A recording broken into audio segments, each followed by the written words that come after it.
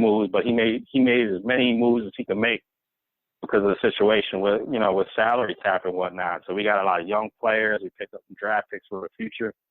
So I'm just excited about them. Like you said, they're a shot away from beating San Antonio in that second game. They made a comeback against Dallas. They beat Oklahoma, and then, of course, we've seen what happened last night. Last night could have went either way. So they've been competitive in every game so far. So don't judge them on their wins and losses, but just I want to see growth. I want to see development. I want to see the guys out there kind of gelling and bonding together, like I said, having fun, building something. I really like what I seen earlier in the week. Ray Allen was here talking to the guys, talking to the team about professionalism, everything from diet and stuff. So it's like every time you turn around, you see something better is going on with the team. You see the growth. Like you said, all the moves we talked about with Monumental over the summer, what they're building and stuff there. So I love it. Yeah, all they need to do is get a healthy Wall back and another potential big star.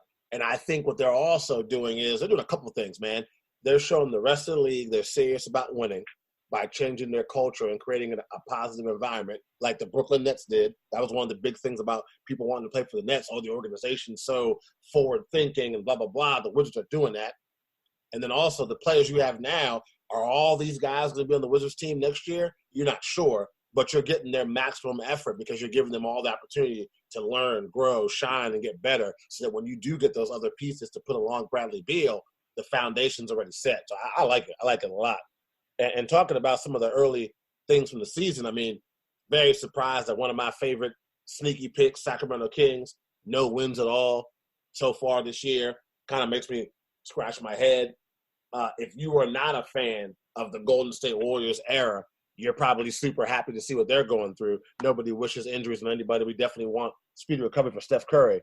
But just for where that team was as far as like being this unstoppable force of nature to where they are now, I'm sure the haters are enjoying that portion of the season. And I'm also surprised with the competitiveness of some of these teams. There's a lot of young competitive teams in the league. Memphis Grizzlies come to mind.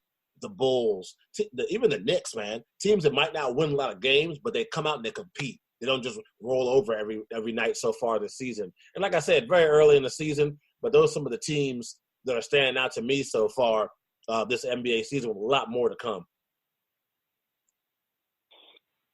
Yeah, absolutely. Like I said, at LA, we're going to hear a lot more, from the Clippers, and I know the Lakers haven't exactly started the way they wanted to, but we're going to hear a lot out of there. Even Houston last night, you give up a ton of points, but it's early. We want to see how this Westbrook Harden thing works. They seem to not really have a problem sharing the ball yet. Defense may end up being the issue there, but at least as far as what they're doing with those two guys on the court doesn't seem bad. I don't know what to really think yet with this Brooklyn thing. And I know a lot of this is just to kind of get what you can get this year and wait for KD next year. But the story, of course, they're talking about the mood swings and whatnot with Kyrie and how that could possibly be an issue later, especially if these guys are dropping games and stuff. Will this be something that we have to keep an eye on or not? And then, like you said, Golden State, you don't want to see a guy get hurt. Now you talked about KD left town, Clay is out, now Curry is going to be down. So, I mean, they were getting kind of ran in a couple games. So now you're without that. So now all of a sudden Draymond is there. He's kind of the last man standing right now, out of that group. So we'll see what happens with them. I guess if we want to pull a positive, I'm not going to feel too bad for Golden State because they cashed in on some titles, made a lot of money, opened up a brand new place. So at least he was able to get all that. He was able to get a lot of season tickets secured in before this stuff started happening. Yeah, the Chase Center, from what I hear, is a palace, man. And so we'll have to see how that goes. And also, talking about that palace, just reminded me of the Detroit Pistons. Derrick Rose, too, is a guy that so far early in the season man, he's never going to be the MVP level. I get it. But I'm seeing a lot more flashes of the MVP level Derrick Rose so far in the season than I had in the past. So I have to say Derrick Rose and the Pistons, too, without Blake Griffin so far. Another one of those teams I got my eye on. And sticking with basketball, Pat, you were saying that college basketball tips off soon. Of course, we got the Hoyas in the Big East, and we got a bunch of other teams across the country. Nuts and Bolts Sports just found out yesterday, actually, the 2K Classic in New York. Nuts and Bolts Sports will be there, cut for those 2 days, covering the 2K Classic. Georgetown will be participating in that as well.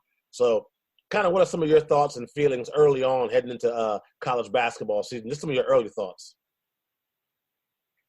I love it. My early thought is, I can't wait. I'm excited. Tuesday night, things will tip off.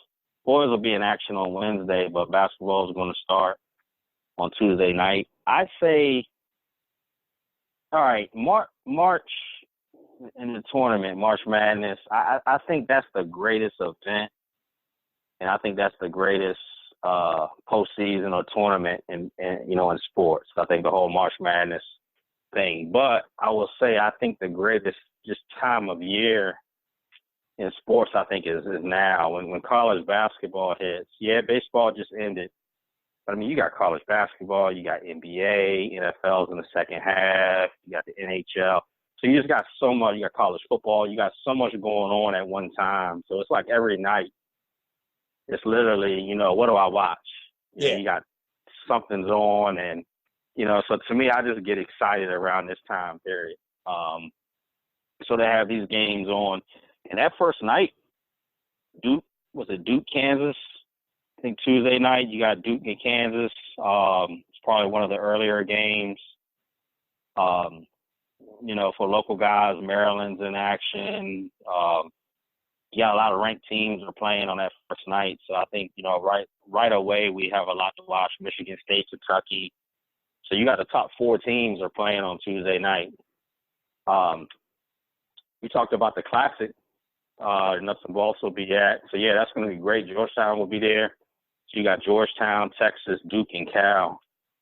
So the Hoyas are playing Texas on the Thursday night. I believe it starts Thursday night. It should be Thursday and a Friday. So you got Georgetown and Texas are playing, and you got Duke and Cal are playing.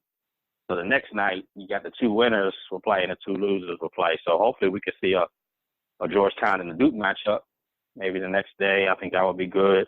So I'm just ready, man. I'm excited. I'm excited for the year. I'm excited to get things going. Yeah, no, I'm with you. The college basketball season is awesome, and when it's all combined together with everything else, it's a perfect storm of sports. And got to get more TVs, man. I know you see my tweets sometime when I tweet out that I got this game on the iPad, this game on the laptop, this game on the big screen. It sounds like I need to get another television. I need to get 1, maybe even 2 more to keep up with the action. I always got my eye on one of the main ones just to be able to take a look and peek at the other ones also keeps it interesting. So it's definitely a wonderful time of the year. Like we said at the beginning of the show, congrats to the Washington Nationals on winning their first World Series and bringing the World Series title back to D.C. We are excited about that. Next week when we come back, we'll have more NBA action going on so we can talk about the NBA some more. We'll have some college basketball thoughts that we can share, which is always a good thing. And it's also always wonderful to get back on the air. It is Halloween, so I'm going to try to see if I can get myself some chocolate and get my candy on real quick before the night gets too late in the evening, Pat. But, man, I always got to tell you, man, thank you so much for hopping on with me and talking sports. Always a good time, and I enjoyed the conversation. Yeah, no doubt, man. And for everybody out there, whoever's listening, Candy Corn Appreciation Day. Oh, no, bro. Candy corn, baby. You did that on purpose. It's up there. He did it on purpose. He knows my hate is deep and my hate is real. Well, at least tell me you don't like Milk Duds or Whoppers. I ain't really big on a whole lot of different ones. Whoppers, I don't really have nothing against it. I've always been a Butterfinger guy, man. Butterfinger, M&M is cool. When I'm not eating candy corn, of course, I'll go with the Butterfinger. I'll go with a Butterfinger or, M&M's. But yeah, man, I'm all for that. Reese's Peanut Butter Cups for life, man. But let's get off the candy talk. He's Patrick Waring. I'm Joe Cardozo. You've listened to the NBS Sports Hour, brought to you by Total Package Energy Shot. We appreciate the support and you guys listen. We'll be back next week with an all-new show. And we'll catch you guys next week. Take care. Go Nats.